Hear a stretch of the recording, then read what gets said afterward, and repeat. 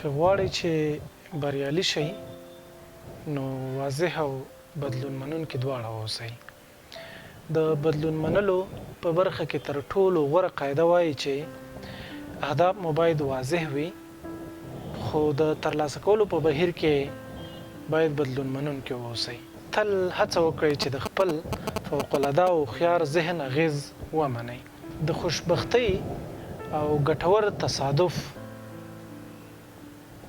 د اړوند پیښو پر وړاندې حساس اوسئ.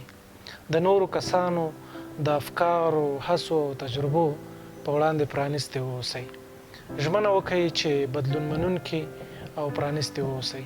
دې ته له پام پرته چې څه پیښیږي، په یاد ولرئ چې تقریبا هر وخت د موخې د ترلاسه کولو لپاره یوه غوره لار شته.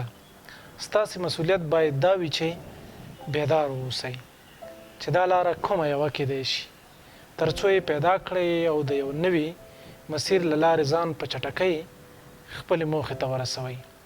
همدا موخې ته ستاسې رسیدل یقیني کوي.